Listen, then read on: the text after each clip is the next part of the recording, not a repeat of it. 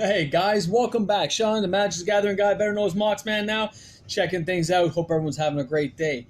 All right, here we have some Magic cards. I know it's amazing, right? Magic cards just sitting here in a pile, unopened. Magic cards.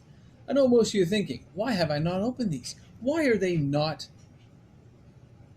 in a binder, in a pile, in decks? What? Why? Why?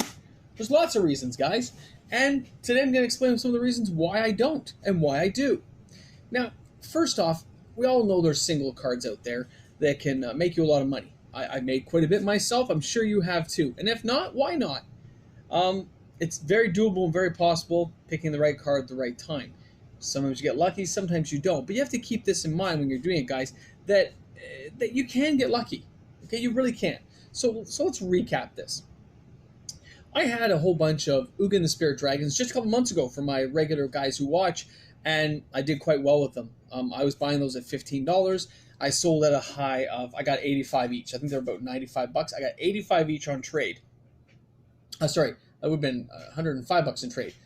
85 in cash. So I took a whole bunch of them in cash. I still have some left over, and I did quite well.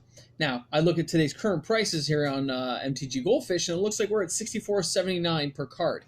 Which puts about $75, so it's only about $10 off. That's still, 20% swing, but it's not insurmountable. That card goes up and down quite consistently. Another card I'm heavily invested into that I enjoy, as people know me on this channel, is Mox Amber. Now, it's funny, I typed Mox Amber, and I guess my autocorrect made it Mix Amber, so pardon me. I'm going to just correct this here, because apparently spelling is not my forte today. All right, so we look at this and we say, hey, Mox Amber. Now, Mox Amber's price history, of course, does go up and down, and it really did have a little bit of a sway in the market where people don't feel this card is very valuable or very good. I think differently, and I believe this card will have a lot of future value. If not yet, later on it will.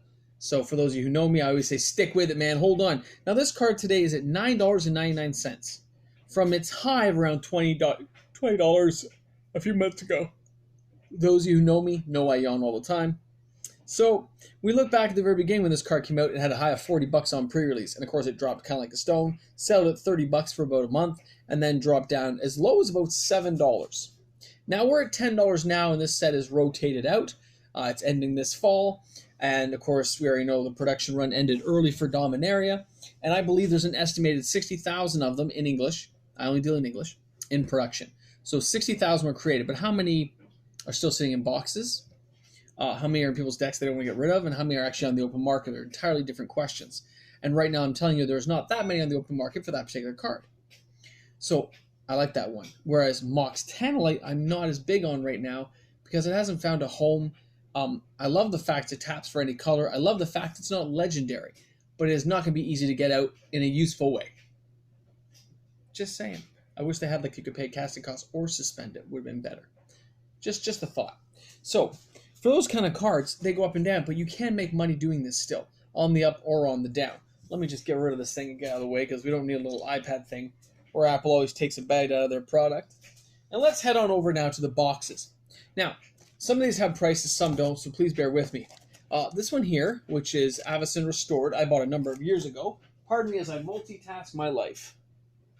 So, this one here, if you look there, it says I paid $134.95 Canadian plus tax for this box. So I paid about 150 bucks. And I got this, a few years ago now, 2012. And I bought this in 2015. So it already had a couple of years on it. And this box now, I believe, sits at around $300 almost, which is kind of crazy. Now, I wish I had more, but certain financial things say you have to spread things out, and I did not have that many. Sorry as I'm multitasking again. And this is what happens. I buy one or two and hold on. I'm getting better now at buying like a case at a time, but that's not always an option for the average buyer, the average person out there who's just trying to pick up a few boxes.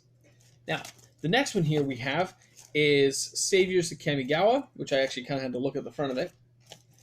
And this one here, what year is this one? 2005.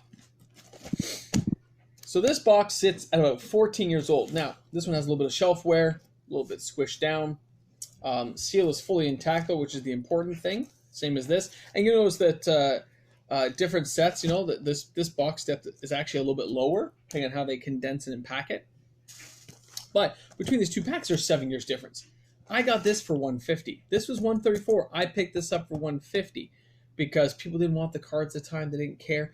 But nowadays, people are starting to appreciate Magic for Magic and the fact it can be art.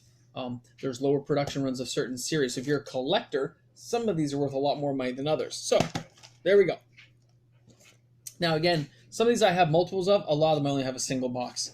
All right, next up, pardon me, is Visions. Now, this is not sealed. I cracked this. I didn't empty the packs, but I did open this because I used to do these booster drafts where I put them all together. Sorry, let me just... But, of course, every pack is sealed, and everything is still put away. I just keep it here now. Now, this box, again, is not worth, compared to other sets, it is not worth some amazing sum of money. But they're still talking $500–600, where I paid less than $2. And that was not that long ago. That was around the 2015 mark as well. Just these boxes have tended to shoot up in the last little while, so keep that in mind. Box prices do tend to fluctuate based on the needs and desires of the public, and they're at the whim of the public. They're only worth what somebody's willing to pay. So please remember this. When you're buying a box, you have to be prepared to sit on this, guys. You can't just let it go. You got to sit on this like an Easter egg. Hold on, I'm just going to put this under there. It's kind of lumpy now. You got to sit on this stuff and be willing to sit on it. I always tell people 5 to 7 years or longer, but you always want to, and in my eyes, I say double it. So if I bought for $150, I'm not selling until it's at least $300. Minus PayPal fees, tracking things, exchanges on eBay and PayPal. You need a certain profit margin. So I gotta walk away. I like to walk away with between 30% is my kind of go-to, give or take, depending on the actual sale. Sometimes you're in a rush to sell and you're willing to take a hit. So boxes like this, which are a lot older, this is what, the 90s, right? What's this one?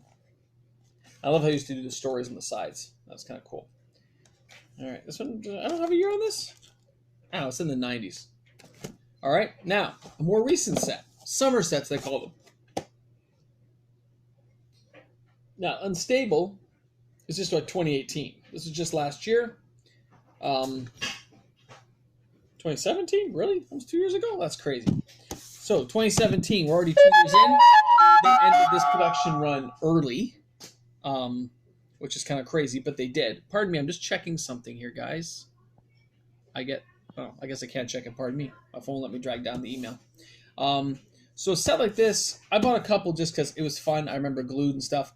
I opened one, I kept a couple for myself. I bought these 150, and they're already around 200 already, just because there wasn't many printed.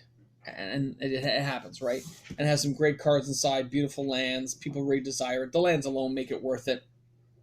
But it's rare to find, right? When these things go out, they're out, and they get bought out quickly, and stores really start jacking up the prices to buy them. So this is still going to be a long-term investment. It's very dead right now, but let's give it 5 years and see how it turns out.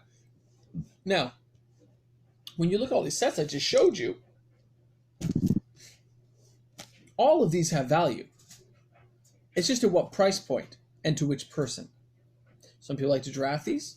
Some people like to have chaos with them and have a good time. Some people just want to collect it and have it sit on a shelf because it's an older product and just looks beautiful, like I do. I just keep it on the shelf. But either way, guys, you can make money doing this as long as you follow a few simple rules. Never overextend yourself. Do not go into debt to do this. Have the spare cash to do it, or don't do it at all. Always pay your debts down first. That's wise for anything you do in life. I'm a cash kind of guy, or credit card with cash back. But if you look at this and follow this way, guys, and you hold it, and you're willing to wait. Now, if you got to liquidate it quickly, you're going to have to go to local LGS. You're going to take a big hit. If you can let it sit on eBay for 3, 4, however many months it takes, that's what you got to do. I undercut anybody on eBay by 15%. I am always 15% lower. And I almost always add free shipping for higher end products. If I'm charging $600 for this, they deserve to get the free shipping, guys, with tracking, signature, everything required. Because I don't want this stuff getting lost in the mail. I don't want them coming back on me saying, oh, I didn't get it. No. It's got to get there. It's got to be safe. Okay? You got to make sure it goes down good. But just a few hints and helpful things. I hope you guys enjoyed this today. I thought I would just add a little spice to it, just remind people you can make money doing this. It's a lot of fun to do, but you got to enjoy what you do. You got to have fun with it and realize you can lose too. This can sit there for 10 years. Who knows? All right, thanks a lot. This is Moxman. Thanks a lot for tuning in today, guys. Hope you enjoyed. Hope you learned something. And let me just slowly force these wonderful boxes into your face so you don't know what's going to happen next. And then I'll just hit the stop button. There's nothing you can do about it. Tune in tomorrow, guys. Have a great one. Moxman, I'm out.